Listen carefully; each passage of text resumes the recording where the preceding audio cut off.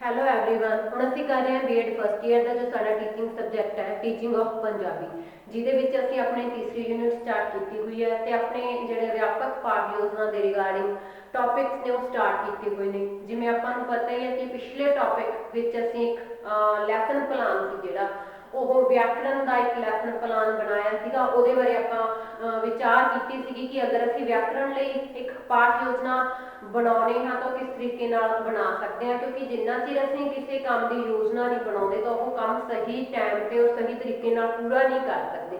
ਇਸ ਕਰਕੇ ਕਿਸੇ ਵੀ ਕੰਮ ਨੂੰ ਸਹੀ ਤਰੀਕੇ ਨਾਲ ਸਹੀ ਸਮੇਂ ਵਿੱਚ ਪੂਰਾ ਕਰਨ ਲਈ ਸਾਨੂੰ ਜਿਹੜੀ ਯੋਜਨਾ ਬਣਾਉਣ ਦੀ ਬਹੁਤ ਜ਼ਿਆਦਾ ਜ਼ਰੂਰਤ ਪੈਂਦੀ ਹੈ। ਤੇ ਅੱਜ ਅਸੀਂ ਜਿਹੜੀ ਪਾਠ ਯੋਜਨਾ ਬਣਾਵਾਂਗੇ ਉਹ ਇੱਕ ਨਿਬੰਧ ਲਈ ਬਣਾਵਾਂਗੇ ਕਿ ਜੇਕਰ ਅਸੀਂ ਇੱਕ ਨਿਬੰਧ ਲਿਖਣਾ ਹੋਵੇ ਨਿਬੰਧ ਸਮਝਾਉਣਾ ਹੋਵੇ, ਨਿਬੰਧ ਬਾਰੇ ਸਾਨੂੰ ਸਟੂਡੈਂਟ ਨੂੰ ਦੱਸਣਾ ਹੋਵੇ ਤਾਂ ਅਸੀਂ ਉਹਦੇ ਨਾਲ ਕਿਹੜੀ ਜਿਹੜੀ ਯੋਜਨਾ ਬਣਾ ਸਕਦੇ ਹਾਂ ਕਿ ਅਸੀਂ ਕਿਵੇਂ ਉਸਨੂੰ ਸਟਾਰਟ ਕਰਨਾ। ਸਭ ਤੋਂ ਪਹਿਲਾਂ ਆਪਾਂ ਗੱਲ ਕਰਦੇ ਹਾਂ ਕਿ ਜਦੋਂ ਵਿਦਿਆਰਥੀ ਅਧਿਆਪਕ ਆਪਣੀ ਟੀਚਿੰਗ ਦੇ ਰਿਹਾ ਹੁੰਦਾ ਗਾ, ਉਹਦੀ ਪ੍ਰੈਕਟਿਸ ਚੱਲ ਰਹੀ ਹੁੰਦੀ ਹੈ ਤਾਂ ਸਭ ਤੋਂ ਪਹਿਲਾਂ ਉਹ ਸਧਾਰਨ ਗੱਲਾਂ ਦੀ ਜਿਹੜੀ ਜਾਣਕਾਰੀ ਉਹ ਸਟੂਡੈਂਟਸ ਨੂੰ ਦਿੰਦਾ ਗਾ, ਜਿਹੜੀ ਕਿ ਇੱਕ ਚੰਗੀ ਪਾਠ ਯੋਜਨਾ ਦਾ ਬਹੁਤ ਵੱਡਾ ਗੁਣ ਮੰਨਿਆ ਜਾਂਦਾ ਗਾ। ਤਾਂ ਆਪਾਂ ਗੱਲ ਕਰਦੇ ਹਾਂ ਜਿਵੇਂ ਵਿਦਿਆਰਥੀ ਅਧਿਆਪਕ ਦਾ ਨਾਮ। ਜਿਵੇਂ ਆਪਾਂ ਉਦਾਹਰਨ ਦੇ ਤੌਰ ਤੇ ਗੱਲ ਕਰਦੇ ਹਾਂ ਕਿ ਰਾਮ ਹੈ ਜਿਹੜਾ ਉਹਦੀ ਟੀਚਿੰਗ ਪ੍ਰੈਕਟਿਸ ਚੱਲ ਰਹੀ ਹੈ, ਉਹ ਆਪਣੀ ਟੀਚਿੰਗ ਕਰ ਰਿਹਾ ਵਾ। ਅੱਗੇ ਵਿਸ਼ਾ ਉਹ ਪੰਜਾਬੀ ਪੜ੍ਹਾ ਰਿਹਾ ਤੇ ਪੰਜਾਬੀ ਵਿੱਚੋਂ ਕੀ ਪੜ੍ਹਾ ਰਿਹਾ, ਜਿਹੜਾ ਉਪ ਵਿਸ਼ਾ ਉਹ ਕੀ ਆ ਨਿਬੰਧ ਦੀ ਜਿਹੜੀ ਜਾਣਕਾਰੀ ਉਹ ਬੱਚਿਆਂ ਨੂੰ ਦੇ ਰਿਹਾ ਹੈਗਾ। ਅੱਗੇ ਪ੍ਰਸੰਗ ਦਾ ਮਤਲਬ ਕਿ ਜਿਹੜਾ ਨਿਬੰਧ ਆ ਉਹ ਕਿਹੜਾ ਹੈ, ਨਿਬੰਧ ਦਾ ਨਾਮ ਕੀ ਹੈ, ਉਹ ਦੀਵਾਲੀ ਬਾਰੇ ਗੱਲਬਾਤ ਕਰ ਰਿਹਾ। ਦੀਵਾਲੀ ਬਾਰੇ ਬੱਚਿਆਂ ਨਾਲ ਜਿਹੜੇ ਵਿਚਾਰ ਵਟਾਂਦਰਾ ਕਰ ਰਿਹਾ ਗਾ। ਅੱਗੇ ਆਪਾਂ ਗੱਲ ਕਰਦੇ ਹਾਂ ਜਮਾਤ। ਉਦਾਹਰਨ ਦੇ ਤੌਰ ਤੇ ਆਪਾਂ ਗੱਲ ਕਰਦੇ ਹਾਂ ਕਿ 7ਵੀਂ ਕਲਾਸ ਨੂੰ ਪੜ੍ਹਾ ਰਿਹਾ ਗਾ, 6ਵਾਂ ਪੀਰੀਅਡ ਉਹ ਲੈ ਰਿਹਾ ਗਾ। ਅੱਗੇ ਸਮਾਂ ਜਿਹੜਾ ਇੱਕ ਲੈਕਚਰ ਦਾ ਸਮਾਂ ਉਹਦਾ ਉਹ 35 ਮਿੰਟ ਦਾ ਸਮਾਂ। ਅੱਗੇ ਮਿਤੀ ਆਪਾਂ ਗੱਲ ਕਰਦੇ ਹਾਂ ਕਿ ਕੋਈ ਮਿਤੀ ਜਿਹੜੀ ਮਿਤੀ ਨੂੰ ਉਹ ਪੜ੍ਹਾ ਰਿਹਾ ਗਾ, ਉਹਦੀ ਟੀਚਿੰਗ ਚੱਲ ਰਹੀ ਆ, ਉੱਥੇ ਉਹ ਆਪਣੀ ਜਿਹੜੀ ਪਾਰਟੀਕੂਲਰ ਮਿਤੀ ਆ ਉਹਦਾ ਜਿਹੜਾ ਵਰਣਨ ਆ ਉਹ ਕੀਤਾ ਜਾਊਗਾ। ਤਾਂ ਹੁਣ ਆਪਾਂ ਗੱਲ ਕਰਦੇ ਹਾਂ ਕਿ ਜਦੋਂ ਪੰਜਾਬੀ 'ਚ ਨਿਬੰਧ ਬਣਾਉਣ ਵਾਸਤੇ ਇੱਕ ਯੋਜਨਾ ਬਣਾਉਣੀ ਆ ਤਾਂ ਉਹਦੇ ਵਿੱਚ ਕਿਹੜੀਆਂ ਜਿਹੜੀਆਂ ਗੱਲਾਂ ਨੇ ਉਹ ਖਾਸ ਰੂਪ ਤੇ ਧਿਆਨ ਦੇਣੀਆਂ ਪੈਂਦੀਆਂ ਨੇ। ਸਭ ਤੋਂ ਪਹਿਲਾਂ ਆਪਾਂ ਗੱਲ ਕਰਦੇ ਹਾਂ ਕਿ ਜਦੋਂ ਵਿਦਿਆਰਥੀ ਪਾਠ ਯੋਜਨਾ ਬਣਾਉਂਦਾ ਗਾ ਤਾਂ ਉਹਦੇ ਵਿੱਚ ਜਿਹੜੀਆਂ ਸਹਾਇਕ ਸਮੱਗਰੀਆਂ ਹੁੰਦੀਆਂ ਨੇ, ਸਹਾਇਕ ਸਮੱਗਰੀ ਬਾਰੇ ਵਿਸ਼ੇਸ਼ ਰੂਪ ਵਿੱਚ ਉਹ ਧਿਆਨ ਰੱਖਦਾ ਕਿ ਕਿਹੜੀਆਂ ਜਿਹੜੀਆਂ ਸਹਾਇਕ ਸਮੱਗਰੀਆਂ ਨੇ ਉਹ ਉੱਥੇ ਵਰਤੋਂ ਵਿੱਚ ਲਿਆ ਸਕਦਾ ਹੈ। ਸਭ ਤੋਂ ਪਹਿਲਾਂ ਗੱਲ ਕਰਦੇ ਹਾਂ ਆਪਾਂ ਸਹਾਇਕ ਸਮੱਗਰੀ ਦੀ।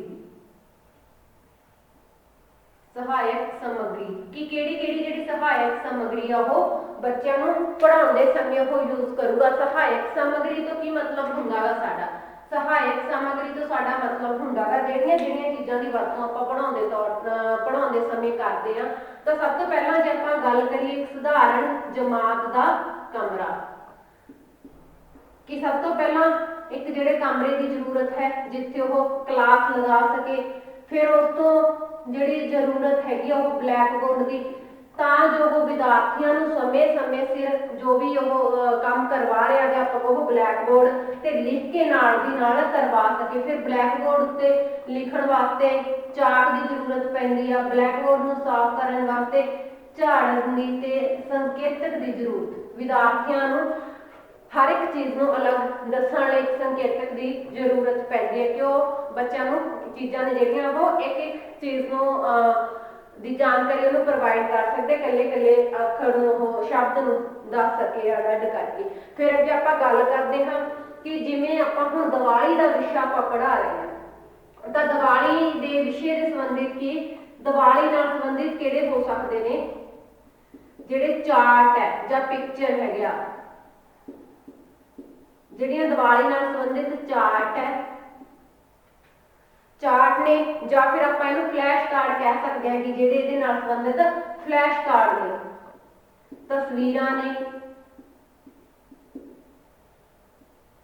ਫਲੈਸ਼ ਕਾਰਡ ਆ ਜਿਹਦੀ ਸਹਾਇਤਾ ਨਾਲ ਵਿਦਿਆਰਥੀਆਂ ਨੂੰ ਇੱਕ ਚੰਗੇ ਤਰੀਕੇ ਨਾਲ ਜੋ ਵੀ ਆਪਾਂ ਵਿਸ਼ਾ ਵਸਤੂ ਬੱਚਿਆਂ ਨੂੰ ਕਰਵਾ ਰਹੇ ਹਾਂ ਉਹਦੀ ਵੱਧ ਤੋਂ ਵੱਧ ਜਾਣਕਾਰੀ ਉਹ ਬੱਚਿਆਂ ਨੂੰ ਹਾਸਲ ਹੋ ਸਕੇ। ਅਸੀਂ ਉਸ ਤਰੀਕੇ ਦੀਆਂ ਜਿਹੜੀਆਂ ਸਹਾਇਕ ਸਮੱਗਰੀਆਂ ਨੇ ਉਹ ਉੱਥੇ ਯੂਜ਼ ਕਰ ਸਕਦੇ ਹਾਂ। ਅੱਗੇ ਆਪਾਂ ਗੱਲ ਕਰਦੇ ਹਾਂ ਸਧਾਰਨ ਉਦੇਸ਼ ਦੀ, ਕਿ ਅਸੀਂ ਜਦੋਂ विद्यार्थियों नूं कोई भी टॉपिक है वो करवा रहे हैं तो साडे जिहड़े सधारण उद्देश ने वो की होने चाहिए ने, विद्यार्थियों नूं किहो जिही जानकारी है जिहड़ी वो उपलब्ध सानू करवाउणी चाहिदी है, जिहड़े साडे की जर्नल जिहड़े साडे एम ने वो किस तरीके दे हो सकते हैं। सब तो पहला अपनी गल आउंदी है कि बच्चों को अपने सभ्याचार ते पिछोकड़ बारे दसना। जिहड़ा पहला उद्देश है सधारण वो की हैगा गा बच्चों नूं अपने पिछोकड़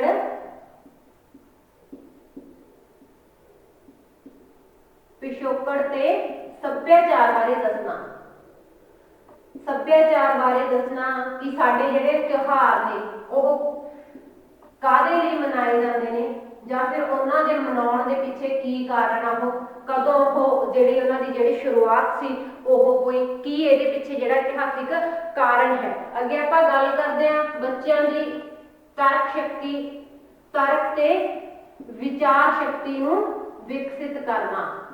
ਬੱਚਿਆਂ ਦੀ ਤਰਕ ਸ਼ਕਤੀ ਤੇ ਵਿਚਾਰ ਸ਼ਕਤੀ ਨੂੰ ਵਿਕਸਿਤ ਕਰਨ ਦਾ ਮਤਲਬ ਹੈ ਕਿ ਬੱਚਿਆਂ ਤੋਂ ਉਹਦੇ ਬਾਰੇ ਕੁਝ ਜਾਣਕਾਰੀ ਲਈ ਜਾਵੇ, ਬੱਚਿਆਂ ਨੂੰ ਕਿਹਾ ਜਾਵੇ ਕਿ ਜੋ ਅਸੀਂ ਵਿਸ਼ਾ ਵਸਤੂ ਕਰ ਰਹੇ ਹਾਂ ਜਾਂ ਸਾਡਾ ਜੋ ਅੱਜ ਦਾ ਟੌਪਿਕ ਉਹਦੇ ਬਾਰੇ ਤੁਸੀਂ ਕੁਝ ਆਪਣੇ ਵਿਚਾਰ ਪੇਸ਼ ਕਰੋ। ਹੋਰ ਕੀ ਹੋ ਸਕਦਾ ਗਾ, ਬੱਚਿਆਂ ਦੀ ਜਿਹੜੀ ਸ਼ਬਦਾਵਲੀ ਹੈ ਸ਼ਬਦਾਵਲੀ ਵਿੱਚ ਵਾਧਾ ਕਰਨਾ। ਸ਼ਬਦਾਵਲੀ ਵਿੱਚ ਵਾਧਾ ਕਦੋਂ ਹੁੰਦਾ ਗਾ, ਜਦੋਂ ਵਿਦਿਆਰਥੀ ਵੱਧ ਤੋਂ ਵੱਧ ਪਾਰਟਿਸਿਪੇਟ ਕਰਦੇ ਨੇ, ਵੱਧ ਤੋਂ ਵੱਧ ਆਪਣੇ ਵਿਚਾਰ ਪੇਸ਼ ਕਰਦੇ ਨੇ ਤਾਂ ਉਹਨਾਂ ਨੂੰ ਨਵੇਂ-ਨਵੇਂ ਜਿਹੜੇ ਸ਼ਬਦ ਉਹ ਸਿੱਖਣ ਨੂੰ ਮਿਲਦੇ ਨੇ, ਨਵੀਆਂ-ਨਵੀਆਂ ਜਿਹੜੀਆਂ ਗੱਲਾਂ ਸਿੱਖਣ ਨੂੰ ਮਿਲਦੀਆਂ ਨੇ। ਉਹ ਜਦੋਂ ਦੂਸਰੇ ਦੇ ਵਿਚਾਰ ਸੁਣਦੇ ਨੇ ਤਾਂ ਉੱਥੋਂ ਬਹੁਤ ਕੁਝ ਸਿੱਖਦੇ ਨੇ ਤਾਂ ਉਹਨਾਂ ਦੀ ਜਿਹੜੀ ਸ਼ਬਦਾਵਲੀ ਵਿੱਚ ਉਹ ਵਾਧਾ ਹੁੰਦਾ ਗਾ। ਅੱਗੇ ਆਪਾਂ ਗੱਲ ਕਰਦੇ ਹਾਂ ਵਿਚਾਰਾਂ ਨੂੰ ਲੜੀਬੱਧ ਰੂਪ ਵਿੱਚ ਪੇਸ਼ ਕਰਨ ਬਾਰੇ ਦੱਸਣਾ। ਵਿਚਾਰਾਂ ਨੂੰ ਲੜੀਬੱਧ ਤਰੀਕੇ ਨਾਲ ਲੜੀਬੱਧ ਤਰੀਕੇ ਨਾਲ ਪੇਸ਼ ਕਰਨ ਦਾ ਮਤਲਬ ਹੈ ਕਿ ਸਟੈਪ ਬਾਈ ਸਟੈਪ ਉਹ ਹੁੰਦਾ ਗਾ ਲੜੀਬੱਧ, ਸਟੈਪ ਬਾਈ ਸਟੈਪ ਜਿਹੜਾ ਵਿਚਾਰ ਨੇ ਉਹਨਾਂ ਨੂੰ ਦੱਸਣਾ। ਵਿਚਾਰਾਂ ਨੂੰ ਲੜੀਬੱਧ ਤਰੀਕੇ ਨਾਲ ਪੇਸ਼ ਕਰਨ ਵਿੱਚ ਸਹਾਇਤਾ ਕਰਨਾ।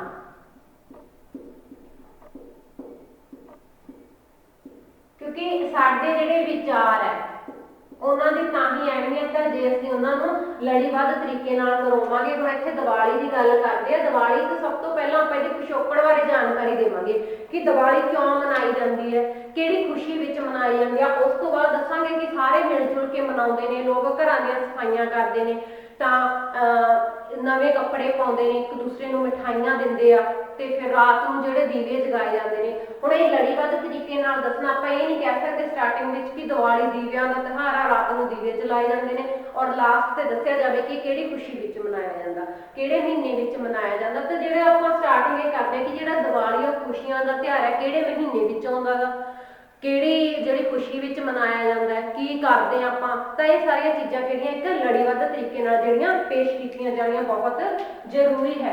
ਅੱਗੇ ਆਪਾਂ ਗੱਲ ਕਰਦੇ ਹਾਂ ਵਿਸ਼ੇਸ਼ ਉਦੇਸ਼ ਦੀ ਕਿ ਸਾਡੇ ਜਿਹੜੇ ਵਿਸ਼ੇਸ਼ ਉਦੇਸ਼ ਆ ਉਹ ਕੀ ਹੋਣੇ ਚਾਹੀਦੇ ਨੇ। ਜਿਹੜੇ ਸਾਡੇ ਸਧਾਰਨ ਉਦੇਸ਼ ਨੇ ਇੱਕ ਉਹ ਕਾਮਨ ਨੇ ਕਿ ਅਸੀਂ ਉਹ ਵਿਦਿਆਰਥੀ ਨੂੰ ਹਰ ਇੱਕ ਉਹਦੇ ਵਿੱਚ ਸਿਖਾਉਂਦੇ ਆ ਪਾਠ ਯੋਜਨਾ ਵਿੱਚ। ਬਸ ਇੱਕ ਥੋੜਾ ਜਿਹਾ ਉਹਦਾ ਜਿਹੜਾ ਟੌਪਿਕ ਆਪਾਂ ਦੇ ਰਹੇ ਹਾਂ ਇੱਕ ਅੱਧੀ ਗੱਲ ਆਪਾਂ ਉਹਦੀ ਵੀ ਵਿੱਚ ਕਰਦੇ ਹਾਂ। ਜਿਹੜੇ ਵਿਸ਼ੇਸ਼ ਉਦੇਸ਼ ਨੇ ਉਹਦੇ ਵਿੱਚ ਕੀ ਕਰਦੇ ਹਾਂ ਆਪਾਂ, ਟੋਟਲੀ ਜਿਹੜਾ ਆਪਣਾ ਟੌਪਿਕ ਆਪਾਂ ਬੱਚਿਆਂ ਨੂੰ ਕਰਵਾ ਰਹੇ ਹਾਂ ਉਹਦੇ ਬਾਰੇ ਜਾਣਕਾਰੀ ਦੇਣਾ। ਵਿਸ਼ੇਸ਼ ਉਦੇਸ਼ ਤੋਂ ਉਹ ਸਪੈਸੀਫਿਕ ਜਿਵੇਂ ਦੀਵਾਲੀ ਹੈ ਤਾਂ ਆਪਾਂ ਇੱਥੇ ਬੱਚਿਆਂ ਨੂੰ ਕੀ ਕਰਾਂਗੇ, ਜਿਹੜਾ ਇਹਦਾ ਵਿਸ਼ੇਸ਼ ਉਦੇਸ਼ ਹੈ ਉਹਦੇ ਵਿੱਚ ਕੀ ਲਿਖਾਂਗੇ ਆਪਾਂ, ਦੀਵਾਲੀ ਦੇ ਤਿਉਹਾਰ ਬਾਰੇ ਉਸਦੇ ਦੀਵਾਲੀ ਦੇ ਪਿਛੋਂ ਜਿਹੜਾ ਦੀਵਾਲੀ ਦਾ ਤਿਉਹਾਰ ਉਹਦੇ ਪਿਛੋਕੜ ਤੇ ਉਹਦੇ ਮਨਾਉਣ ਦੇ ਢੰਗਾਂ ਬਾਰੇ ਜਾਣਕਾਰੀ ਦੇਣਾ। ਦੀਵਾਲੀ ਦੇ ਤਿਉਹਾਰ ਦੇ ਪਿਛੋਕੜ ਬਾਰੇ ਅਤੇ ਉਸਦੇ ਮਨਾਉਣ ਦੇ ਢੰਗਾਂ ਬਾਰੇ ਜਾਣਕਾਰੀ ਦੇਣਾ। ਪਿਛੋਕੜ ਅਤੇ ਮਨਾਉਣ ਦੇ ਢੰਗਾਂ ਬਾਰੇ ਜਾਣਕਾਰੀ ਦੇਣਾ। ਬੱਚਿਆਂ ਨੂੰ ਇਸ ਦੀ ਜਾਣਕਾਰੀ ਦੇਣਾ ਕਿ ਦੀਵਾਲੀ ਦਾ ਜਿਹੜਾ ਤਿਉਹਾਰ ਆ ਉਹ ਕਿਉਂ ਮਨਾਇਆ ਜਾਂਦਾ, ਕਿਵੇਂ ਮਨਾਇਆ ਜਾਂਦਾ, ਲੋਕ ਇਸ ਤਿਉਹਾਰ ਤੇ ਕੀ ਕੁਝ ਕਰਦੇ ਹਨ। ਤਾਂ ਇਸ ਦੀ ਜਿਹੜੀ ਜਾਣਕਾਰੀ ਉਹ ਪਾਰਟੀਕੂਲਰ ਅਸੀਂ ਇਸ ਲੈਸਨ ਵਿੱਚ ਜਿਹੜੀ ਪਲਾਨ ਹੈ, ਜਿਹੜੀ ਪਾਠ ਯੋਜਨਾ ਵਿੱਚ ਆਪਾਂ ਸਿਰਫ ਦੀਵਾਲੀ ਨੂੰ ਮੱਦੇ ਨਜ਼ਰ ਰੱਖ ਕੇ ਦੇਵਾਂਗੇ। ਫਿਰ ਅੱਗੇ ਆਪਾਂ ਗੱਲ ਕਰਦੇ ਹਾਂ ਪੂਰਵ ਗਿਆਨ ਪ੍ਰੀਖਿਆ ਦੀ, मतलब प्रीवियस नॉलेज, पूर्व ज्ञान ਪ੍ਰੀਖਿਆ। ਜਿਹੜੀ ਪ੍ਰੀਵੀਅਸ ਨੌਲੇਜ ਹੈ, ਪੀਕੇ ਟੈਸਟਿੰਗ ਹੈ, ਜਿਹੜੀ ਆਪਾਂ ਉਹ ਬੱਚਿਆਂ ਦੀ ਕਿਵੇਂ ਚੈੱਕ ਕਰ ਸਕਦੇ ਹਾਂ, ਔਰ ਉਹ ਜਿਹੜੀ ਦੀਵਾਲੀ ਦਾ ਪਾਠ ਕਰਵਾਉਣ ਤੋਂ ਪਹਿਲਾਂ, ਦੀਵਾਲੀ ਵਿਸ਼ੇ ਵਸਤੂ ਨੂੰ ਕਲੀਅਰ ਕਰਵਾਉਣ ਤੋਂ ਪਹਿਲਾਂ ਇਹ ਲੈਣੀ ਜਿਹੜੀ ਬੱਚਿਆਂ ਦਾ ਪ੍ਰੀਵੀਅਸ ਨੌਲੇਜ ਉਹ ਵੀ ਬਹੁਤ ਜ਼ਰੂਰੀ ਹੁੰਦੀ ਹੈ, ਤਾਂ ਕਿ ਅਧਿਆਪਕ ਨੂੰ ਪਤਾ ਲੱਗ ਸਕੇ ਕਿ ਜੋ ਟੌਪਿਕ ਅਸੀਂ ਬੱਚਿਆਂ ਨੂੰ ਕਰਵਾ ਰਹੇ ਹਾਂ ਉਹਨਾਂ ਬਾਰੇ ਬੱਚਿਆਂ ਨੂੰ ਕੋਈ ਜਾਣਕਾਰੀ ਹੁੰਦੀ ਵੀ ਹੈ ਜਾਂ ਫਿਰ ਨਹੀਂ ਹੈ। ਅਗਰ ਉਹਨਾਂ ਨੂੰ ਬੱਚਿਆਂ ਨੂੰ ਜਾਣਕਾਰੀ ਨਹੀਂ ਹੈ ਤਾਂ ਅਧਿਆਪਕ ਨੂੰ ਬੜੀ ਸਾਵਧਾਨੀ ਪੂਰਵਕ ਔਰ ਬੜੇ ਹੀ ਜਿਹੜੇ ਡਿਟੇਲ ਵਿੱਚ ਦੱਸਣਾ ਪਊਗਾ। ਅਗਰ ਬੱਚਿਆਂ ਨੂੰ ਪਹਿਲਾਂ ਉਸ ਚੀਜ਼ ਬਾਰੇ ਜਾਣਕਾਰੀ ਹੈ ਤਾਂ ਅਧਿਆਪਕ ਨੂੰ ਜਿੰਨੀ ਜਾਣਕਾਰੀ ਬੱਚਿਆਂ ਨੂੰ ਹੈ ਉੱਥੋਂ ਅੱਗੇ ਸਟਾਰਟ ਕਰਨਾ ਚਾਹੀਦਾ ਕਿ ਉਹ ਹੋਰ ਨਵੀਂ ਕਿਹੜੀ ਜਾਣਕਾਰੀ ਉਹ ਬੱਚਿਆਂ ਨੂੰ ਪ੍ਰੋਵਾਈਡ ਕਰਵਾ ਸਕਦੇ ਹਨ। ਤਾਂ ਇਹਦੇ ਪ੍ਰੀਵੀਅਸ ਨੌਲੇਜ ਵਿੱਚ ਕੀ ਚੈੱਕ ਕੀਤਾ ਜਾ ਸਕਦਾ ਹੈ ਕਿ ਸਭ ਤੋਂ ਪਹਿਲਾਂ ਬੱਚਿਆਂ ਤੋਂ ਪੁੱਛਿਆ ਜਾ ਸਕਦਾ ਹੈ ਕਿ ਤਿਉਹਾਰ ਕੀ ਹੁੰਦਾ ਹੈ। ਤਿਉਹਾਰ ਕੀ ਹੁੰਦਾ ਹੈ, ਸਾਡੇ ਦੇਸ਼ ਵਿੱਚ ਕਿਹੜੇ-ਕਿਹੜੇ ਤਿਉਹਾਰ ਮਨਾਏ ਜਾਂਦੇ ਹਨ, ਸਾਡੇ ਦੇਸ਼ ਵਿੱਚ ਕਿਹੜੇ-ਕਿਹੜੇ ਤਿਉਹਾਰ ਮਨਾਏ ਜਾਂਦੇ ਹਨ।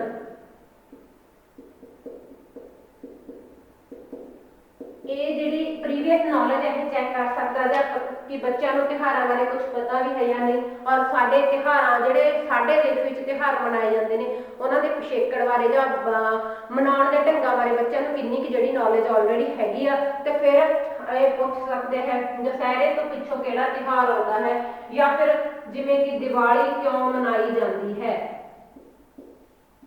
ਦੀਵਾਲੀ ਕਿਉਂ ਮਨਾਈ ਜਾਂਦੀ ਹੈ, ਜਾਂ ਫਿਰ ਜਿਵੇਂ ਕਿ ਦੁਸਹਿਰੇ ਤੋਂ ਬਾਅਦ ਜਿਹੜਾ ਕਿਹੜਾ ਤਿਉਹਾਰ ਉਹ ਮਨਾਇਆ ਜਾਂਦਾ। ਇਸ ਤਰ੍ਹਾਂ ਬੱਚਿਆਂ ਦੀ ਜਿਹੜੀ ਪ੍ਰੀਵੀਅਸ ਨੌਲੇਜ ਚੈੱਕ ਕਰ ਲਿੱਤੀ ਜਾਂਦੀ ਤੇ ਉਸ ਤੋਂ ਬਾਅਦ ਜਿਹੜੀ ਬੱਚਿਆਂ ਨੂੰ ਜਿਹੜਾ ਆਪਾਂ ਟੌਪਿਕ ਕਰਵਾ ਰਹੇ ਉਹ ਕੰਟੀਨਿਊ ਕਰਵਾ ਦਿੱਤਾ ਜਾਂਦਾ, ਉਸ ਵਿੱਚ ਜਿਹੜੀ ਨਵੀਂ ਜਾਣਕਾਰੀ ਉਹ ਜੋੜ ਦਿੱਤੀ ਜਾਂਦੀ ਹੈ। ਤੇ ਅੱਗੇ ਆਪਾਂ ਗੱਲ ਕਰਦੇ ਹਾਂ ਉਦੇਸ਼ ਕਥਨ ਦੀ। ਹੁਣ ਜਦੋਂ ਅਧਿਆਪਕ ਬੱਚਿਆਂ ਤੋਂ ਜਾਣਕਾਰੀ ਲੈ ਲੈਂਦੇ, ਉਹਨਾਂ ਦੀ ਪ੍ਰੀਵੀਅਸ ਨੌਲੇਜ ਚੈੱਕ ਕਰ ਲੈਂਦੇ ਹਨ, ਤਾਂ ਅਗਰ ਤਾਂ ਬੱਚਿਆਂ ਨੂੰ ਉਹਨਾਂ ਚੀਜ਼ਾਂ ਬਾਰੇ ਜਾਣਕਾਰੀ ਹੈ ਤਾਂ ਵੈਲ ਐਂਡ ਗੁੱਡ ਹੈ।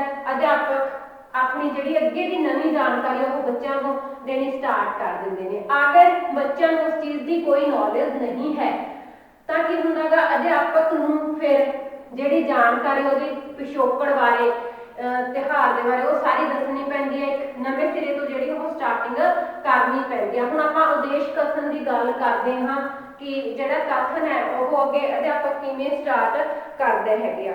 ਉਦੇਸ਼ ਕਥਨ ਦੀ ਗੱਲ ਕਰਦੇ ਹਾਂ ਆਪਾਂ ਇੱਥੇ। ਉਦੇਸ਼ ਕਥਨ, ਉਦੇਸ਼ ਕਥਨ ਦਾ ਮਤਲਬ ਹੈ ਕਿ ਅਧਿਆਪਕ ਨੇ ਜਦੋਂ ਸਟਾਰਟਿੰਗ ਕਰਨੀ ਹੈ ਤਾਂ ਅਧਿਆਪਕ ਕਿਵੇਂ ਸਟਾਰਟਿੰਗ ਕਰਦੇ ਕਿ ਇਹ ਜਾਣਕਾਰੀ ਲੈਣ ਤੋਂ ਉਪਰੰਤ ਉਹਨਾਂ ਦੀ ਪ੍ਰੀਵੀਅਸ ਨੌਲੇਜ ਚੈੱਕ ਕਰਨ ਤੋਂ ਬਾਅਦ ਅਧਿਆਪਕ ਕਹੇਗਾ ਬੱਚਿਓ ਅੱਜ ਅਸੀਂ ਦੀਵਾਲੀ ਦੇ ਤਿਉਹਾਰ ਬਾਰੇ ਗੱਲਬਾਤ ਕਰਦੇ ਹਾਂ। ਮੈਂ ਤੁਹਾਨੂੰ ਇੱਥੇ ਦੀਵਾਲੀ ਦੇ ਪਿਛੋਕੜ ਬਾਰੇ ਦੱਸੂਗਾ ਤੇ ਇਹਦੇ ਜਿਹੜੇ ਮਨਾਉਣ ਦੇ ਢੰਗ ਹੈ ਇਹਨਾਂ ਬਾਰੇ ਦੱਸਾਂਗੇ ਤੇ ਆਪਾਂ ਇੱਥੇ ਇੱਕ ਦੀਵਾਲੀ ਬਾਰੇ ਲੇਖ ਲਿਖਾਂਗੇ। ਅੱਗੇ ਗੱਲ ਕਰਦੇ ਹਾਂ ਇੰਟਰੋਡਕਸ਼ਨ ਦੀ, ਭੂਮਿਕਾ ਦੀ। ਅਗਲਾ ਗੱਲ ਹੁੰਦੀ ਹੈ ਭੂਮਿਕਾ ਕਿ ਬੱਚਿਆਂ ਨੂੰ ਉਸਦੀ ਇੰਟਰੋਡਕਸ਼ਨ ਬਾਰੇ ਦੱਸਣਾ। ਕਿਸੇ ਵੀ ਚੀਜ਼ ਦੀ ਭੂਮਿਕਾ ਮਤਲਬ ਇੰਟਰੋਡਕਸ਼ਨ, ਉੱਥੇ ਭੂਮਿਕਾ ਬਹੁਤ ਜ਼ਿਆਦਾ ਜ਼ਰੂਰੀ ਹੈ ਟੌਪਿਕ ਬਾਰੇ ਦੱਸਣ ਲਈ। ਬੱਚਿਓ ਸਾਡਾ ਦੇਸ਼ ਜਿਹੜਾ ਤਿਉਹਾਰਾਂ ਤੇ ਮੇਲਿਆਂ ਦਾ ਦੇਸ਼ ਮੰਨਿਆ ਜਾਂਦਾ ਹੈ। ਸਾਡੇ ਦੇਸ਼ ਵਿੱਚ ਸਾਲ ਭਰ ਵਿੱਚ ਬਹੁਤ ਸਾਰੇ ਤਿਉਹਾਰ ਤੇ ਜਿਹੜੇ ਮੇਲੇ ਨੇ ਉਹ ਮਨਾਏ ਜਾਂਦੇ ਹਨ। ਉਹਨਾਂ ਵਿੱਚੋਂ ਜਿਹੜਾ ਦੀਵਾਲੀ ਹੈ ਉਹ ਵੀ ਇੱਕ ਹੈ। ਸਾਡੇ ਹਰ ਇੱਕ ਤਿਉਹਾਰ ਦਾ ਕੋਈ ਨਾ ਕੋਈ ਜਿਹੜਾ ਸਾਡੇ ਸੱਭਿਆਚਾਰ ਨਾਲ ਜਿਹੜਾ ਪਿਛੋਕੜ ਨਾਲ ਸੰਬੰਧ ਹੈ। ਜਿਵੇਂ ਕਿ ਤੁਹਾਨੂੰ ਪਤਾ ਦੀਵਾਲੀ ਦੁਸਹਿਰੇ ਤੋਂ ਬਾਅਦ ਮਨਾਈ ਜਾਂਦੀ ਹੈ। ਇਹ ਕੱਤਕ ਦੇ ਮਹੀਨੇ ਵਿੱਚ ਮਨਾਈ ਜਾਂਦੀ ਹੈ। ਇੱਥੇ ਜਿਹੜੇ ਲੋਕ ਨੇ ਮਿਲ ਜੁਲ ਕੇ ਤਿਉਹਾਰ ਮਨਾਉਂਦੇ ਨੇ। ਇਹਨੂੰ ਦੀਵਿਆਂ ਦੀ ਰਾਤ ਵੀ ਕਿਹਾ ਜਾਂਦਾ, ਦੀਵਾਲੀ ਦੀ ਰਾਤ ਨੂੰ। ਤਾਂ ਇਸ ਪ੍ਰਕਾਰ ਅਧਿਆਪਕ ਥੋੜੀ ਜਿਹੀ ਇੰਟਰੋਡਕਸ਼ਨ ਉਹਨਾਂ ਅੱਗੇ ਪੇਸ਼ ਕਰੂਗਾ। ਅੱਗੇ ਆਪਾਂ ਗੱਲ ਕਰਦੇ ਹਾਂ ਪੇਸ਼ਕਾਰੀ ਦੀ। ਪੇਸ਼ਕਾਰੀ ਕਿਵੇਂ ਕੀਤੀ ਜਾ ਸਕਦੀ ਹੈ। ਅੱਗੇ ਆਉਂਦੇ ਆ ਪ੍ਰੈਜੈਂਟੇਸ਼ਨਸ ਦੀ, ਜਿਹੜਾ ਲੈਸਨ ਪਲਾਨ ਆਪਾਂ ਉਹਦੀ ਪ੍ਰੈਜੈਂਟੇਸ਼ਨਸ ਕਰਦੇ ਆ। ਇੱਥੇ ਆਪਾਂ ਲਿਖਣਾ ਹੈ ਕਿ ਪੇਸ਼ਕਾਰੀ, ਇਹਦੀ ਪੇਸ਼ਕਾਰੀ ਹੈ ਜੋ ਲੈਸਨ ਪਲਾਨ ਦੀ ਉਹ ਕਿਵੇਂ ਕੀਤੀ ਜਾ ਸਕਦੀ ਹੈ। ਤਾਂ ਆਪਾਂ ਇਹਦੇ ਵਿੱਚ ਗੱਲ ਕਰਾਂਗੇ। ਇਹਦੇ ਵਿੱਚ ਲਿਖਦੇ ਆ ਆਪਾਂ ਵਿਸ਼ਾ ਵਸਤੂ ਵਿਧੀ। ਆਪਾਂ ਇੱਥੇ ਗੱਲ ਕਰਦੇ ਆ ਵਿਸ਼ਾ ਵਸਤੂ ਕਿ ਜੋ ਆਪਾਂ ਬੱਚਿਆਂ ਨੂੰ ਪੜ੍ਹਾਉਣਾ ਵਾ। ਫਿਰ ਉਸ ਤੋਂ ਬਾਅਦ ਆਪਾਂ ਗੱਲ ਕਰਦੇ ਹਾਂ ਵਿਧੀ, ਜਿਵੇਂ ਕਿ ਇੱਥੇ ਥੋੜੇ ਜਿਹੇ ਬੱਚਿਆਂ ਤੋਂ ਕੁਐਸਚਨ ਪੁੱਛੇ ਜਾ ਸਕਦੇ ਹਨ। ਉਸ ਤੋਂ ਬਾਅਦ ਆਪਾਂ ਗੱਲ ਕਰਦੇ ਹਾਂ ਬਲੈਕ ਬੋਰਡ ਸਾਫ, ਜਿਸ ਦੀ ਸਹਾਇਤਾ ਨਾਲ ਕਿ ਅਧਿਆਪਕ ਬੱਚਿਆਂ ਨੂੰ ਬਲੈਕ ਬੋਰਡ ਤੇ ਨਾਲ ਦੀ ਨਾਲ ਉਹਨਾਂ ਨੂੰ ਥੋੜਾ ਲਿਖ ਕੇ ਵੀ ਉੱਥੇ ਕਲੀਅਰ ਕਰ ਦੇਗਾ, ਲਿਖ ਕੇ, ਤਾਂ ਕਿ ਵਿਦਿਆਰਥੀ ਉਸ ਚੀਜ਼ ਨੂੰ ਨੋਟ ਡਾਊਨ ਕਰ, ਰਾਈਟ ਡਾਊਨ ਕਰ ਸਕਣ, ਉਹਨਾਂ ਨੂੰ ਕੋਈ ਦਿੱਕਤ ਨਾ ਆਵੇ, ਉਹ ਅੱਗੇ याद रखने वास्ते ज़्यादा टाइम वास्ते तो रिटन विच कर लेंगे। ते आपां इत्थे गल करांगे अपनी पाठ योजना की कि असीं पाठ योजना किवें जिहड़ी बना सकदे हां।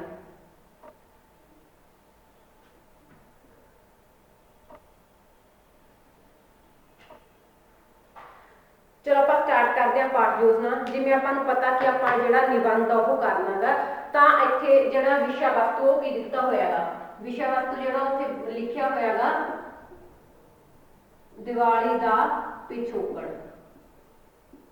कि दिवाली दा की पिछोकड़ है, दिवाली दे पिछोकड़ वाली गल कीती गई है कि जिहड़ा दिवाली दा त्योहार है ओह भारत विच बहुत सारे त्योहारों विचों प्रसिद्ध है, एक प्रसिद्ध त्योहार है, इसनूं सारे भारत वासी इकट्ठे होकर मनाउंदे हन।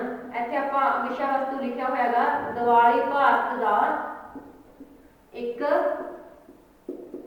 प्रसिद्ध त्योहार है,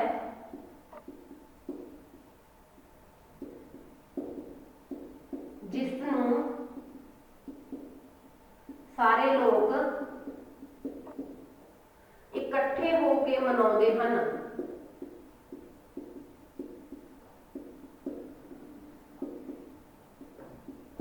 मनाउंदे हन ते यह की आ, यह दशहरे तो पिछों आउंदा है।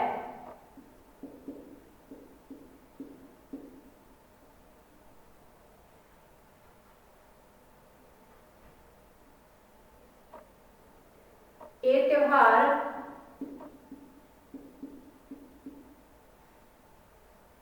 दशहरे तो पिछों आउंदा है।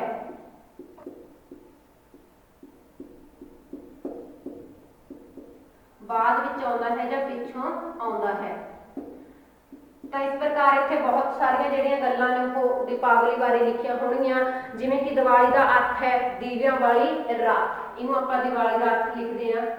दिवाली का अर्थ है दीवियां वाली रात।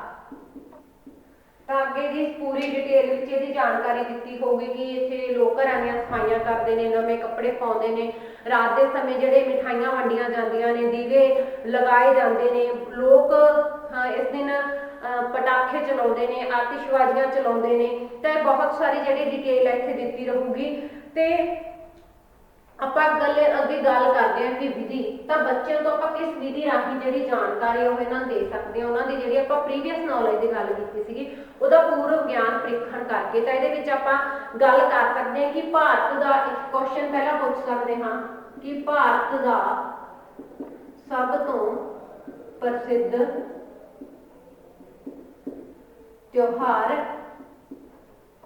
ਕਿਹੜਾ ਹੈ।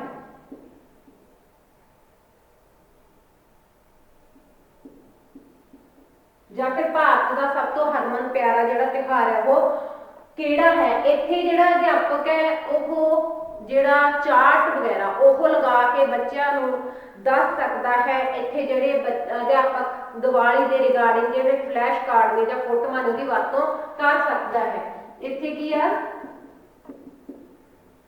ਇੱਥੇ ਅਧਿਆਪਕ ਦੀਵਾਲੀ ਨਾਲ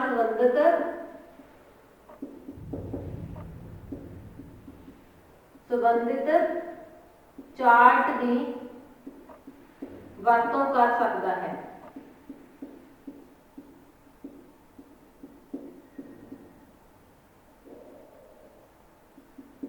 इस नाल की हुंदा बच्चों नूं उहदी जिहड़ी जानकारी है वो ज़्यादा वधिया तरीके ਤਰੀਕੇ ਨਾਲ ਮਿਲ ਸਕਦੀ ਹੈ, ਜ਼ਿਆਦਾ ਵਧੀਆ ਤਰੀਕੇ ਨਾਲ ਉਹ ਚੀਜ਼ਾਂ ਨੂੰ ਉੱਥੇ ਸਮਝ ਸਕਦੇ ਨੇ, ਕਿਉਂਕਿ ਚਾਰਟ ਜਿਹੜੀਆਂ ਪਿਕਚਰਸ ਹੁੰਦੀਆਂ ਨੇ ਉਹ ਚੰਗੀ ਤਰੀਕੇ ਨਾਲ ਸਮਝ ਆ ਜਾਂਦੀਆਂ ਨੇ, ਔਰ ਇਸ ਤਰੀਕੇ ਨਾਲ ਜਿਹੜੀਆਂ ਸਮਝੀਆਂ ਗਈਆਂ ਗੱਲਾਂ ਨੇ ਜਾਂ ਟੌਪਿਕ ਨੇ ਉਹ ਬੱਚਿਆਂ ਦੇ ਜ਼ਿਆਦਾ ਸਮੇਂ ਤੱਕ ਜਿਹੜੇ ਯਾਦ ਆ ਉਹ ਰਹਿ ਸਕਦੇ ਨੇ। ਤੇ ਨਾਲ ਦੀ ਨਾਲ ਅਧਿਆਪਕ ਬਲੈਕ ਬੋਰਡ ਦੀ ਵਰਤੋਂ ਕਰ ਸਕਦੇ ਆ। ਅਗਰ ਤਾਂ ਬੱਚਿਆਂ ਨੇ ਆਨਸਰ ਦੇਤਾ ਤਾਂ ਵਧੀਆ ਗੱਲ ਹੈ, ਨਹੀਂ ਤਾਂ ਅਧਿਆਪਕ ਖੁਦ ਆਨਸਰ ਦੱਸ ਕੇ ਇੱਥੇ ਲਿਖ ਸਕਦੇ ਨੇ ਕਿ ਜਿਹੜਾ ਭਾਰਤ ਦਾ ਸਭ ਤੋਂ ਪ੍ਰਸਿੱਧ ਤਿਉਹਾਰ ਹੈ, ਜਾਂ ਫਿਰ ਕਹਿ ਦਈਏ ਕਿ ਲੋਕਾਂ ਦਾ ਜਿਹੜਾ ਹਰਮਨ ਪਿਆਰਾ ਤਿਉਹਾਰ ਹੈ ਉਹ ਕਿਹੜਾ ਹੈ, ਦੀਵਾਲੀ ਹੈ। ਅੱਗੇ ਇੱਥੇ ਅਧਿਆਪਕ ਪੁੱਛ ਸਕਦੇ ਹਨ ਕਿ ਦੀਵਾਲੀ ਦਾ ਕੀ ਅਰਥ ਹੈ, ਦੀਵਾਲੀ ਦਾ ਕੀ ਅਰਥ ਹੈ। ਹੁਣ ਬੱਚਿਆਂ ਤੋਂ ਦੂਸਰਾ ਕੁਐਸਚਨ ਹੋ ਸਕਦਾ ਦੀਵਾਲੀ ਦਾ ਅਰਥ, ਵੈਸੇ ਤਾਂ ਬੱਚਿਆਂ ਨੂੰ ਜਿਵੇਂ ਜ਼ਿਆਦਾਤਰ ਪਤਾ ਹੀ ਹੁੰਦਾ, ਅਗਰ ਫਿਰ ਵੀ ਨਹੀਂ ਪਤਾ ਤਾਂ ਅਧਿਆਪਕ ਦਾ ਫਰਜ਼ ਬਣਦਾ ਕਿ ਉਹ ਬੱਚਿਆਂ ਨੂੰ ਇਸ ਤਰੀਕੇ ਦੀ ਜਿਹੜੀ ਪਿਕਚਰ ਆ ਜਾਂ ਚਾਰਟ ਦਾ ਯੂਜ਼ ਕੀਤਾ ਜਾਵੇ ਜਿੱਥੇ ਰਾਤ ਨੂੰ ਪੂਰੇ ਦੀਵੇ ਲੱਗੇ ਹੋਣ, ਉਹ ਜਿਹੜੀ ਪਿਕਚਰ ਹੈ ਉਹਦੀ ਤਸਵੀਰ ਹੈ ਦੀਵਾਲੀ ਦੀ ਉਹ ਸਾਂਝੀ ਕਰ ਸਕਦੇ ਨੇ ਤੇ ਉਸ ਦੀ ਸਹਾਇਤਾ ਨਾਲ ਦੱਸ ਸਕਦੇ ਨੇ ਕਿ ਦੀਵਾਲੀ ਦਾ ਜਿਹੜਾ ਅਰਥ ਹੈ ਉਹ ਹੁੰਦਾ ਹੈ ਦੀਵਿਆਂ ਵਾਲੀ ਰਾਤ। ਔਰ ਨਾਲ ਦੀ ਨਾਲ ਕਿ ਉਹ ਬਲੈਕ ਬੋਰਡ ਦਾ ਜਿਹੜਾ ਪ੍ਰਯੋਗ ਹੈ ਉਹ ਕਰਨਾ ਨਹੀਂ ਭੁੱਲਣਾ ਚਾਹੀਦਾ। ਤਾਂ ਇਹਦੇ ਵਿੱਚ ਜਿਹੜਾ ਬਲੈਕ ਬੋਰਡ ਦਾ ਯੂਜ਼ ਕਰਕੇ ਅਧਿਆਪਕ ਦੁਬਾਰਾ ਦੱਸ ਦਿੱਤਾ ਜਾਂਦਾ ਕਿ ਜਿਹੜਾ ਦੀਵਾਲੀ ਦਾ ਅਰਥ ਉਹ ਕੀ ਹੈ, ਦੀਵਿਆਂ ਵਾਲੀ ਰਾਤ। ਅੱਗੇ ਜਿਵੇਂ ਇੱਥੇ ਆਪਾਂ ਗੱਲ ਕਰਦੇ ਹਾਂ ਕਿ ਅੱਗੇ ਜਿਹੜਾ ਵਿਸ਼ਾ ਵਸਤੂ ਉਹਦੇ ਵਿੱਚ ਲਿਖਿਆ ਹੁੰਦਾ ਗਾ ਕਿ ਜਿਹੜਾ ਦੀਵਾਲੀ ਦਾ ਤਿਉਹਾਰ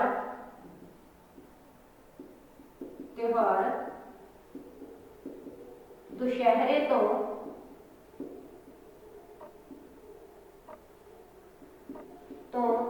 ਬਾਅਦ, ਦੁਸ਼ਹਿਰੇ ਤੋਂ 20 ਦਿਨ ਬਾਅਦ, ਦੁਸ਼ਹਿਰੇ ਤੋਂ 20 ਦਿਨ ਬਾਅਦ, ਦੁਸ਼ਹਿਰੇ ਤੋਂ 20 ਦਿਨ ਬਾਅਦ ਕੱਤੇ ਦੀ ਜਿਹੜੀ ਕੱਤੇ ਮਹੀਨੇ ਵਿੱਚ ਮਨਾਇਆ ਜਾਂਦਾ ਹੈ। ਦੁਸ਼ਹਿਰੇ ਤੋਂ 20 ਦਿਨ ਬਾਅਦ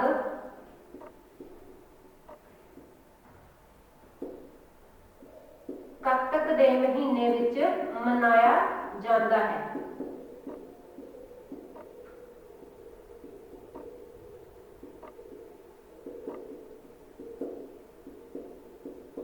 ਕਈ ਵਿਸ਼ਾ ਵਸਤੂ ਆ ਜਿਹੜਾ ਕਿ ਸਾਨੂੰ ਦਿੱਤਾ ਹੋਇਆ ਹੈ ਆਲਰੇਡੀ ਬੁੱਕ ਵਿੱਚ, ਇਹ ਚੀਜ਼ਾਂ ਜਿਹੜੀਆਂ ਲਿਖੀਆਂ ਹੋਈਆਂ ਨੇ। ਹੁਣ ਅਧਿਆਪਕ ਇੱਥੇ ਬੱਚਿਆਂ ਦੀ ਪ੍ਰੀਵੀਅਸ ਨੌਲੇਜ ਚੈੱਕ ਕਰ ਸਕਦਾ, ਬੱਚਿਆਂ ਤੋਂ ਜਿਹੜੇ ਕੁਐਸਚਨ ਆ ਉਹ ਪੁੱਛ ਸਕਦੇ ਹਨ। ਇੱਥੇ ਕਿਹੜਾ ਕਿ ਦੀਵਾਲੀ ਕਦੋਂ ਮਨਾਈ ਜਾਂਦੀ ਹੈ, ਦੀਵਾਲੀ ਕਿਹੜੇ ਤਿਉਹਾਰ ਤੋਂ ਪਿੱਛੋਂ ਮਨਾਈ ਜਾਂਦੀ ਹੈ,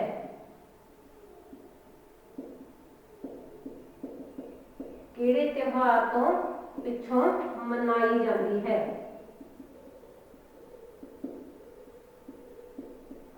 ਤਾਂ ਬੱਚਿਆਂ ਦਾ ਆਨਸਰ ਦੁਸ਼ਹਿਰੇ ਤੋਂ ਬਾਅਦ।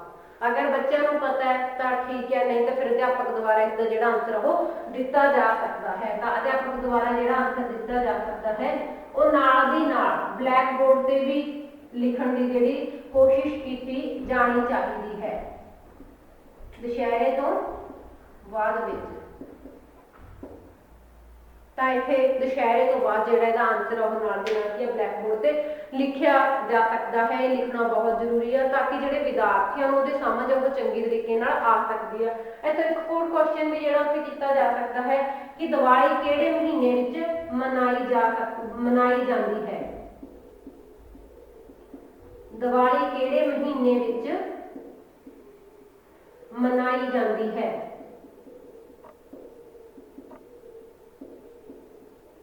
ਤਾਂ ਇੱਥੇ ਲਿਖਿਆ ਜਾ ਸਕਦਾ ਹੈ ਕੱਤਕ ਦੇ ਮਹੀਨੇ ਵਿੱਚ, ਕੱਤਕ ਦੇ ਮਹੀਨੇ ਵਿੱਚ। ਤੇ ਜਦੋਂ ਜਿਹੜਾ ਵਿਦਿਆਰਥੀ ਅਧਿਆਪਕ ਹੈ ਜਿਹਨੇ ਆਪਣੀ ਟੀਚਿੰਗ ਪ੍ਰੈਜ਼ੈਂਟ ਕਰਨੀ ਹੈ, ਜਿਹਨੇ ਆਪਣੀ ਟੀਚਿੰਗ ਪ੍ਰੈਕਟਿਸ ਕਰਨੀ ਹੈ, ਕਿ ਅਗਰ ਉਹਦੇ ਕੋਲ ਇਸ ਤਰੀਕੇ ਦੀ ਜਿਹੜੀ ਪਾਠ ਯੋਜਨਾ ਅਗਰ ਉਹ ਬਣੀ ਹੁੰਦੀ ਹੈ ਤਾਂ ਜਦੋਂ ਉਹ ਕਲਾਸ ਵਿੱਚ ਜਾਂਦਾ ਤੇ ਉਹਨੂੰ ਕਿਸੇ ਵੀ ਪ੍ਰਕਾਰ ਦੀ ਜਿਹੜੀ ਦਿੱਕਤ ਉਹ ਨਹੀਂ ਆਉਂਦੀ, ਕਿਉਂਕਿ ਉਹਨੂੰ ਆਲਰੇਡੀ ਪਤਾ ਹੁੰਦਾ ਕਿ ਮੈਂ ਕਿਹੜਾ ਵਿਸ਼ਾ ਵਸਤੂ ਪੜ੍ਹਾਉਣਾ ਗਾ। ਉਹਦੇ ਉਹਦੇ ਵਿੱਚ ਵਿਸ਼ੇ ਵਸਤੂ ਦੀ ਉਹਨੇ ਡਿਟੇਲ ਲਿਖੀ ਹੁੰਦੀ ਹੈ। ਤਾਂ ਉਸ ਤੋਂ ਬਾਅਦ ਕਿ ਜਿਹੜੀ ਵਿਧੀ ਆ ਕਿ ਮੈਂ ਉਹਨਾਂ ਦੀ ਜਿਹੜੀ ਨੌਲੇਜ ਉਹ ਕਿਵੇਂ ਚੈੱਕ ਕਰ ਸਕਦਾ, ਜਾਂ ਫਿਰ ਜਿਹੜਾ ਵਿਸ਼ਾ ਵਸਤੂ ਉਹ ਕਲੀਅਰ ਕਰਦੇ ਨਾਲ ਵੀ ਵਿਦਿਆਰਥੀਆਂ ਤੋਂ ਜਿਹੜੀ ਕੁਐਸਚਨਿੰਗ ਉਹ ਪੁੱਛੀ ਜਾ ਸਕਦੀ ਹੈ। ਔਰ ਉਹ ਬਲੈਕ ਬੋਰਡ ਦਾ ਜਿਹੜਾ ਯੂਜ਼ ਉਹ ਕਿਵੇਂ ਕਰਨਾ ਗਾ, ਕਿੰਨਾ ਜਿਹੜਾ ਬਲੈਕ ਬੋਰਡ ਦਾ ਯੂਜ਼ ਹੁੰਦਾ, ਉਹਦੇ ਕੋਲ ਪ੍ਰੀ ਪਲਾਨ ਹੁੰਦੀ ਹੈ ਸਾਰੀ ਚੀਜ਼। ਤੇ ਇਸ ਤਰੀਕੇ ਨਾਲ ਜਦੋਂ ਉਹ ਕਲਾਸ ਵਿੱਚ ਆਪਣੀ ਟੀਚਿੰਗ ਲਈ ਜਾਂਦਾ ਤਾਂ ਉਸਨੂੰ ਕਿਸੇ ਵੀ ਪ੍ਰਕਾਰ ਦੀ ਜਿਹੜੀ ਦਿੱਕਤ ਆ ਉਹ ਉੱਥੇ ਨਹੀਂ ਆਉਂਦੀ, ਕਿਉਂਕਿ ਉਹਨੇ ਆਲਰੇਡੀ ਡਿਸਾਈਡ ਕੀਤਾ ਹੁੰਦਾ ਗਾ ਕਿ ਮੈਂ ਕਿੰਨੇ ਟਾਈਮ ਜਿਹੜਾ ਕਿ 35 ਮਿੰਟਾਂ ਵਿੱਚ ਮੈਂ ਕਿਸ ਤਰੀਕੇ ਨਾਲ ਇਹ ਜਿਹੜਾ ਵਿਸ਼ਾ ਵਸਤੂ ਉਹ ਕੰਪਲੀਟ ਕਰਵਾਉਣਾ ਗਾ। ਅਗਰ ਇਹ ਪਾਠ ਯੋਜਨਾ ਨਹੀਂ ਹੁੰਦੀ ਹੈ ਤਾਂ ਫਿਰ ਉਸ ਜਦੋਂ ਵੀ ਕੋਈ ਟੀਚਿੰਗ ਪ੍ਰੈਕਟਿਸ ਹੁੰਦੀ ਹੈ ਜਾਂ ਫਿਰ ਜਦੋਂ ਵੀ ਕਲਾਸ ਵਿੱਚ ਅਧਿਆਪਨ ਕਰਵਾਇਆ ਜਾਂਦਾ ਹੈ ਅਧਿਆਪਕ ਦੁਆਰਾ, ਤਾਂ ਉੱਥੇ ਬਹੁਤ ਸਾਰੀਆਂ ਜਿਹੜੀਆਂ ਪ੍ਰੋਬਲਮਸ ਨੇ ਉਹ ਫੇਸ ਕਰਨੀਆਂ ਪੈਂਦੀਆਂ ਨੇ। ਕਈ ਵਾਰ ਸਮੇਂ ਸਿਰ ਟੌਪਿਕ ਪੂਰਾ ਨਹੀਂ ਹੁੰਦਾ, ਜਾਂ ਫਿਰ ਕਈ ਵਾਰ ਕੀ ਹੁੰਦਾ ਗਾ ਅਸੀਂ ਜੋ ਉੱਥੇ ਕਰਵਾਉਣਾ ਚਾਹੁੰਦੇ ਹੁੰਦੇ ਹਾਂ ਉਹ ਵਿਸ਼ੇ ਵਸਤੂ ਵਿੱਚ ਕਈ ਚੀਜ਼ਾਂ ਨੇ ਜਿਹੜੀਆਂ ਉਹ ਮਿਸ ਹੋ ਜਾਂਦੀਆਂ ਨੇ। ਤਾਂ ਇਸ ਕਰਕੇ ਕਿਸੇ ਵੀ ਪਾਠ ਯੋਜਨਾ ਨੂੰ ਜਾਂ ਕਿਸੇ ਵੀ ਟੌਪਿਕ ਨੂੰ ਪੜ੍ਹਾਉਣ ਤੋਂ ਪਹਿਲਾਂ ਉਹਦੀ ਜਿਹੜੀ ਪਾਠ ਯੋਜਨਾ ਬਣਾ ਲਈ ਜਾਣੀ ਬਹੁਤ ਹੀ ਜ਼ਿਆਦਾ ਜ਼ਰੂਰੀ ਹੁੰਦੀ ਹੈ। ਤਾਂ ਇਹ ਆਪਣੀ ਜਿਹੜੀ ਪਾਠ ਯੋਜਨਾ ਦੀ ਗੱਲ ਸੀ। ਤਾਂ ਇਹਦੇ ਵਿੱਚ ਇਸੇ ਤਰੀਕੇ ਨਾਲ ਅੱਗੇ ਜਿਹੜਾ ਵਿਸ਼ਾ ਵਸਤੂ ਆ ਹੋਰ, ਜਿਵੇਂ ਕਿ ਇਸ ਤਿਉਹਾਰ ਤੋਂ ਪਹਿਲਾਂ ਲੋਕ ਕੀ ਕਰਦੇ ਨੇ, ਜਿਵੇਂ ਕਿ ਆਪਾਂ ਲਿਖ ਸਕਦੇ ਹਾਂ ਕਿ ਇਸ ਤਿਉਹਾਰ ਤੋਂ ਕੁਝ ਦਿਨ ਪਹਿਲਾਂ ਜਿਹੜੇ ਲੋਕਾਂ ਆਪਣੇ ਘਰਾਂ ਦੀਆਂ ਜਿਹੜੀਆਂ ਸਫਾਈਆਂ ਨੇ ਉਹ ਕਰਨੀਆਂ ਸਟਾਰਟ ਕਰ ਦਿੰਦੇ ਨੇ। ਸਾਰੇ ਲੋਕ ਆਪਣੇ ਘਰਾਂ ਦੀਆਂ ਸਫਾਈਆਂ ਕਰਦੇ ਨੇ, ਕਈ ਲੋਕ ਆਪਣੇ ਘਰਾਂ ਨੂੰ ਕਲਰ ਵਗੈਰਾ ਵੀ ਕਰਵਾਉਂਦੇ ਨੇ। ਤਾਂ ਫਿਰ ਆਪਾਂ ਇੱਥੇ ਉਹ ਤੋਂ ਬੱਚਿਆਂ ਤੋਂ ਕੁਐਸਚਨ ਪੁੱਛ ਸਕਦੇ ਹਾਂ ਕਿ ਜਿਹੜਾ ਦੀਵਾਲੀ ਤੋਂ ਪਹਿਲਾਂ ਲੋਕ ਕਿਹੜੇ ਜਿਹੜੇ ਕੰਮ ਉਹ ਕਰਨਾ ਸਟਾਰਟ ਕਰਦੇ ਨੇ। ਤਾਂ ਉਹਦਾ ਆਨਸਰ ਕਿ ਲੋਕ ਘਰਾਂ ਦੀਆਂ ਜਿਹੜੀਆਂ ਸਫਾਈਆਂ ਨੇ ਸਟਾਰਟ ਕਰਦੇ ਨੇ।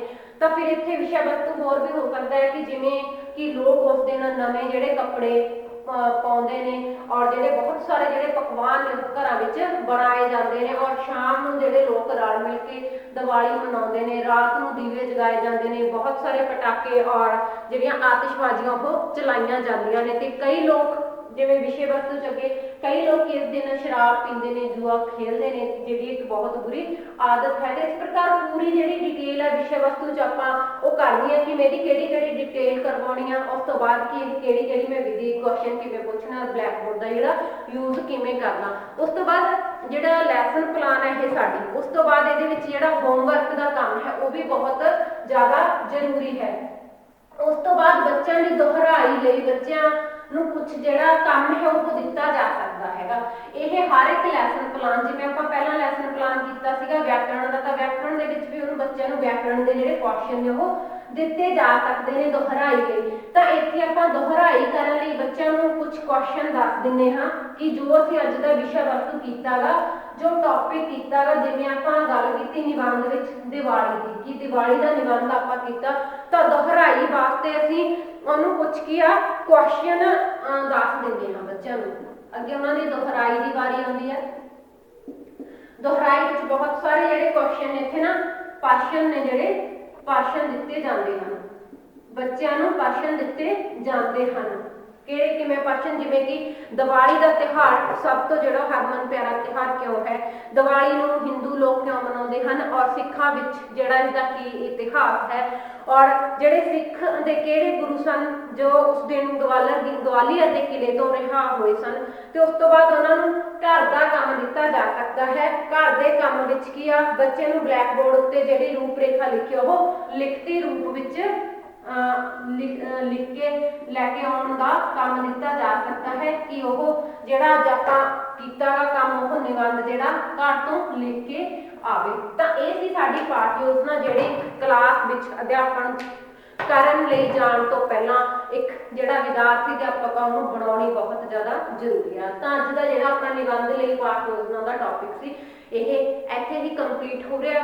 ਇੱਥੇ ਆਪਾਂ ਇਹਦੀ ਟੋਟਲੀ ਪਾਠ ਯੋਜਨਾ ਦੀ ਗੱਲ ਕੀਤੀ ਕਿ ਵਿਦਿਆਰਥੀ ਅਧਿਆਪਕ ਦੁਆਰਾ ਕਿਹੜੇ ਜਿਹੜੇ ਕੰਮ ਨੇ, ਕਿਸ ਤਰੀਕੇ ਦੀ ਪਾਠ ਯੋਜਨਾ ਬਣਾਈ ਜਾ ਸਕਦੀ ਹੈ। ਤਾਂ ਅੱਜ ਦਾ ਲੈਕਚਰ ਇੱਥੇ ਕੰਪਲੀਟ ਹੋ ਰਿਹਾ। ਨੈਕਸਟ ਲੈਕਚਰ ਵਿੱਚ ਆਪਾਂ ਨੈਕਸਟ ਟੌਪਿਕ ਕਰਾਂਗੇ। ਧੰਨਵਾਦ।